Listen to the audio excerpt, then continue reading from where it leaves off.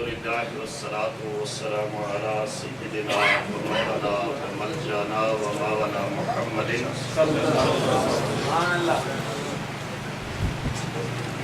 النبی الامی العربی القرشی الہاشمی الابدحی المکی المادری الرحابی الشاہد المشہور الولی المقرب اما بعد فاعوذ باللہ من الشیطان الرجیم بسم اللہ الرحمن الرحیم قال اللہ تبارک و تعالی فی القرآن المجید والفرقان الحمید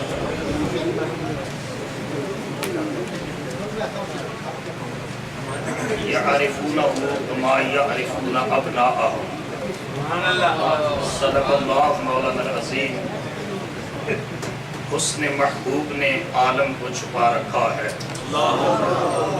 حسن محبوب نے عالم کو چھپا رکھا ہے رشتہ انسان کا خالق سے ملا رکھا ہے دھوپ سورج کی اور ضیاء قمر کی سمجھنے والوں دھوپ سورج کی اور ضیاء قمر کی سمجھنے والوں یہ تو سرکار نے پردے کو ہٹا رکھا ہے پھول میں چاند میں تاروں میں تبسم ان کا پھول میں چاند میں تاروں میں تبسم ان کا ان کے جلووں کے سوا دنیا میں کیا رکھا ہے جب بھی آئے جو بھی آئے صدا دینے سوالی آئے جب بھی چاہے جو بھی چاہے صدا دینے سوالی آئے میری سرکار نے دروازہ کھلا رکھا اللہ جل مجدہ کی حمد و ثنا اور حضور رحمت عالمیان صلی اللہ تعالیٰ علیہ وآلہ وسلم کی بارگاہ کریمانہ میں نذرانہ محبت و عقیدت پیش کرنے کے بعد سیرت محفل قاسم فیضان موڑا شریف پیر طریقت حضرت علامہ پیر ڈاکٹر فضیل ریاض قاسمی صاحب اور فیض میرا شریف خلیفہ مجاز حضرت پیر سید میر حسین شاہ صاحب فخر السادات صاحبزادہ سید صفدر حسین شاہ صاحب واجب الاحترام علماء کرام برادران اسلام اس عظیم الشان میلاد مصطفیٰ کانفرنس کے انعقاد پر اپنے بھائی حضرت مولانا قاری محمد یونس صاحب کو مبارکباد پیش کرتا ہوں اور دعا کرتا ہوں اللہ ہماری اس بزم کو اپنی بارگاہ میں قبول فرمائے قاری صاحب نے مجھے جس موضوع کے اوپر لب کشائی کا حکم فرمایا وہ تو یہ ہے کہ جو اسکرپچرز ہیں جو مذہبی صحائف ہیں قرآن مجید اور اس کے علاوہ دیگر ان میں جہاں جہاں ذکر مصطفیٰ آیا ہے اس کا تذکرہ کیا جائے اس موضوع کو میں بیان کروں گا اتنا زیادہ وقت نہیں ہے اس کا خلاصہ ہی بیان کر سکوں گا مگر اس موضوع کو بیان کرنے سے قبل ایک ضروری گزارش یہ کرنا چاہتا ہوں علماء کرام کی کثیر تعداد یہ جمع ہے میلاد النبی صلی اللہ علیہ وسلم ہم مناتے ہیں اور ہمارا ایمان اور عقیدہ ہے لیکن جوش محبت میں اور جوش جنوں میں بہت سی ایسی چیزیں بھی بیان کر جاتے ہیں جو نہ صرف ذات رسالت مآب صلی اللہ علیہ وسلم کے حوالے سے موضوع نہیں ہے بلکہ عقیدہ حق اہل سنت کو بھی بدنام کرنے کا باعث بن رہی ہے بہت سے خطباء اور واعظین اس مہینے کے اندر حضرت علامہ ابن حجر مکی کی ایک کتاب کا حوالہ دے کر کہ حضرت سیدنا صدیق اکبر کی ذات کے اوپر ایک الزام کہ انہوں نے فرمایا جو میلاد میں ایک درم خرچ کرے گا وہ جنت میں میرے ساتھ ہوگا فاروق اعظم نے کہا جو ایک درم خرچ کرے گا وہ بدر و حنین کے اندر ان میں شرکت کا جو ہے اتنا اجر پائے گا یہ ساری روایات من گھڑت ہیں یہ ساری روایات مفتری اور واضحی ان کی وضع کردہ ہیں جھوٹ اور کذب کے اوپر مبنی ہیں عظیم محدث علامہ یوسف نبہانی رحمۃ اللہ علیہ نے علامہ ابن حجر مکی کی کتاب جواہر البحار کی تلخیص کی اور جواہر البحار کی تلخیص کے بعد انہوں نے خود علامہ ابن حجر مکی کا یہ قول نقل کیا علامہ ابن حجر مکی نے کہا کہ جو میری کتاب ہے حضور کی ولادت اور میلاد کے اوپر النعمت الکبریٰ وہ ان سارے اقوال سے محفوظ ہے۔ یہ بعد میں لوگوں نے، واضحین، مفتری اور قذاب لوگوں نے سستی شہرت حاصل کرنے کے لیے ایسی روایات اس کے اندر گھسیٹ دی ہیں جو شان رسالت کے بھی خلاف ہیں اور عقیدہ حق اہل سنت کو بھی بدنام کرنے کا ذریعہ ہے۔ اس لیے ایسی روایات کی میں بڑی ذمہ داری کے ساتھ اور علی وجہ تحقیق اس کی نفی کرتا ہوں۔ ہمیں مصطفیٰ کے میلاد کے لیے قرآن بھی کافی ہے، مصطفیٰ کا ارشاد بھی کافی ہے۔ اس لیے ایسی کوئی روایت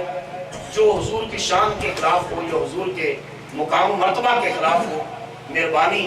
میں آپ سب حضرات سے عرض کر رہا ہوں، ہمیں وہ نہیں کرنی چاہیے۔ اللہ پاک ہمیں، یہ ابھی قاری غلام رسول صاحب نے ڈاکٹر صاحب کی کتاب پیش کی، جو سکہ علماء ہیں ان کی کتابیں، جو ماخذ تک، جو فنڈامنٹل سورسز ہیں ان تک جو رسائی ہے، ان کتابوں کے حوالے سے میلاد کے لیے اتنا مواد ہے کہ اگر پورا مہینہ بیان کیا جائے مواد ختم نہیں ہوتا۔ مصطفیٰ کا میلاد اونچا ہی ہوتا تھا۔ جہاں تک موضوع کا تعلق ہے کہ قرآن مجید نے یہ بات بیان کی ہے کہ والذین اتبعوا، وہ لوگ اتباع کرتے ہیں النبی الامی الذی یجدونہ مکتوبا عندہم فی التوراۃ والانجیل۔ اس رسول امی کا ذکر تورات کے اندر بھی موجود ہے اور انجیل کے اندر بھی موجود ہے۔ حضرت موسیٰ بھی مصطفیٰ کی آمد کا ذکر کرتے رہے، حضرت عیسیٰ بھی کرتے رہے۔ فرق صرف یہ ہے کہ وہ کہتے تھے کہ مصطفیٰ آ رہے ہیں، ہم کہتے ہیں وہ آ چکے۔ اور پھر حضرت عیسیٰ علیہ السلام نے خود یہ کہا کہ اس قال عیسیٰ ابن مریم، سورہ صف کے اندر فرمایا یا اس قال عیسیٰ ابن مریم یا بنی اسرائیل انی رسول اللہ علیکم مصدقا لما بین یدی من التوراۃ ومبشرا برسول یاتی من بعدی اسمہ احمد،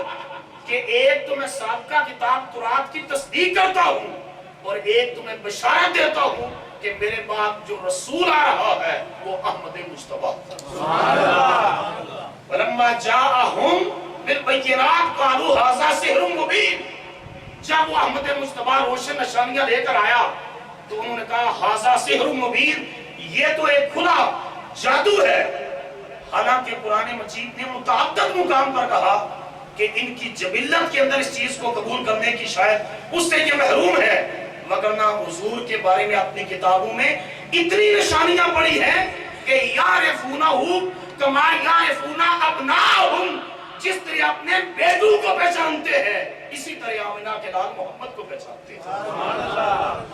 جب حضرت عبداللہ بن سلام نے اسلام قبول کیا، یہ بھی سنن ابن ماجہ کی روایت ہے کہ وہ آئے بارگاہ رسالت میں اور کہتے ہیں کہ میں 100 یہودیوں کے بہت بڑے عالم،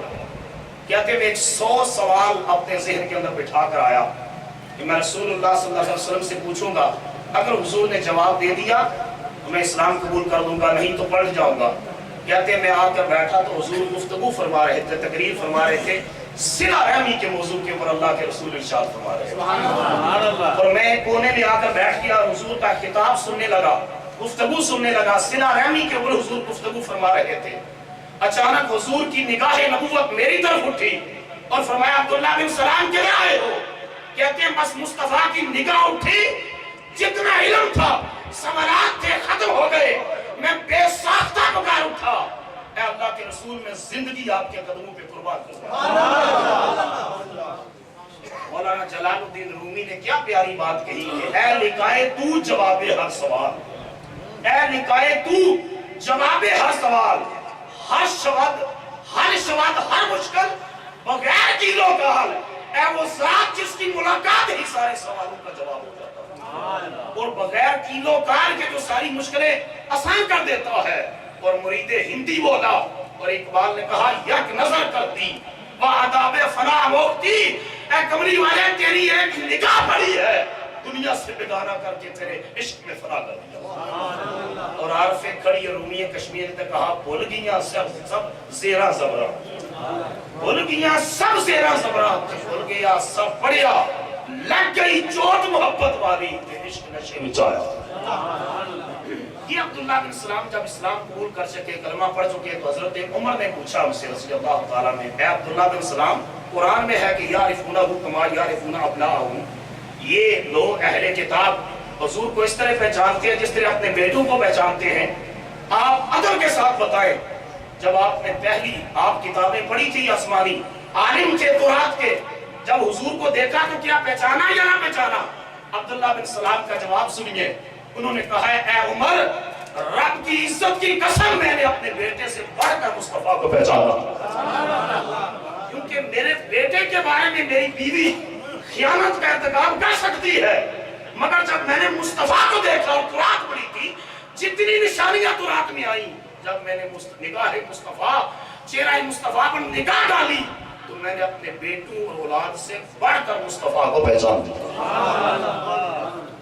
वयस्तफ्तिहूना अलल्लज़ीना कफ़रू वकानू मिन क़ब्ल यस्तफ्तिहूना अलल्लज़ीना कफ़रू, इससे कबल वो काफिरों के खिलाफ अल्लाह के हुजूर मुस्तफा का नाम देकर और वसीला देकर फतह और कामयाबी की दुआएं भी मांगा करते थे। कहा करते थे, अल्लाह उस रसूल के सदके हमें फतह अता कर जो नबियों का सरदार बनकर तशरीफ लाने वाला। ये तो कुरान मजीद की मैंने हल्का सा टच दे दिया। अब तौरात के अंदर, तौरात जो है, जो आज तोरा which is called the Old Testament, and that is the part of modern Bible. What Bible is consists on two parts, the Old Testament and the New Testament. Old Testament is the Torah and New Testament is Injil. And one part, that book was revealed upon Prophet Sulaiman. That book is the Ghazrul Ghazra, and right now in the modern Injil, modern Bible, that is the part of modern Bible as a songs of Sulaiman. इन तीनों किताबों के अंदर, कुरान के अंदर, इंजील के अंदर, ग़ज़रुल ग़ज़रात के अंदर आमिना के लाल के किस्से मौजूद हैं और उनकी शानें मौजूद हैं। कुरान की 5 किताबें हैं, और कितनी? कारी साहब ने मौजू दिया, और ये बड़ा ही जरूरी है कि हर आलिम को एक मौजू दे, ताकि सुनाने वाले को भी पता हो और सुनने वाले को भी पता हो। हुजूर की शान के हजारों गोशे हैं और हर महफिल में कोई ना कोई गोशा बेनकाब होता है। 5 किताबें हैं तौरात की, हजरत मूसा अलैहिस्सलाम के ऊपर जो उतरी। इनमें एक किताब हजरत मूसा अलैहिस्सलाम पर जो उतरी, उसका नाम है किताब इस्तिस्ना, द बुक ऑफ एक्सेप्शन। उसका जो अरेबिक वर्जन है, उसकी एक आयत है, जा रब्बु अला सैना व अशरका लना अला सईरा वस्तालना अला जबल फरान। कहा, आया रब जो है सीना पहाड़ के ऊपर अपने कलाम की शक्ल में, वही की शक्ल में, और हमारे लिए जाहिर हुआ सईर पहाड़ के ऊपर और चमका फरान पहाड़ के ऊपर। तौरात की इस आयत के अंदर 3 जलीलुल कदर पैगंबरों का जिक्र है कि सीना पहाड़ के ऊपर हजरत मूसा को तौरात मिली और सईर पहाड़ पर मूसा को इंजील मिली और जबल फरान में मोहम्मद को कुरान मिला। ये गारे हिरा जिसके अंदर इल्म रब्बानी का चश्मा फोड़कर खुदा का रसूल वही और हदायत का पैगाम लेकर आया, ये उसी जबल फरान के अंदर है ये गारे हिरा। तो ये तौरात के लफ्ज है वस्ता अलाना अला जबल फरान, और फरान की चोटियों के ऊपर वो तुलू होगा। इसका मतलब यह कि तौरात ये दस दे रही थी कि जिस तरह सीना के ऊपर मूसा को तौरात मिली है, रब आने वाला है कि फरान की चोटियों पर मोहम्मद को कुरान मिलेगा। नारे तकबीर, अल्लाहू अकबर, नारे रिसालत, या रसूल अल्लाह, नारे हैदरी, या अली, जश्न ईद मिलादुन नबी। इसी तरह कुरान की एक दूसरी किताब है द बुक ऑफ डेट्रोनोमी, उसका चैप्टर 18 वर्स नंबर 18 बाब 18 आयत नंबर 18 के अंदर इंग्लिश वर्जन है। अल्लाह पाक हजरत मूसा से खिताब करते हैं, I will raise them up a profit among their brethren like unto thee and put my words in his mouth and he shall speak all that what I command him। कहा, है मूसा,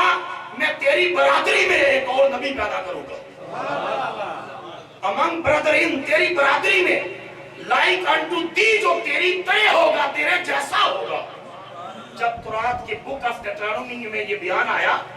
तो ईसाई उलमा ये क्लेम करते हैं कि ये जो लफ्ज आए लाइक अनटू दी, اے موسیٰ تمہارے جیسا ہوگا. وہ کلیم کرتے ہیں کہ یہ حضرت عیسیٰ کا ذکر ہے. مسلمان کلیم کرتے ہیں محققین سکولرز علماء کہ یہ حضرت عیسیٰ کا ذکر نہیں, یہ تاجدار کائنات محمد مصطفیٰ کا ذکر ہے.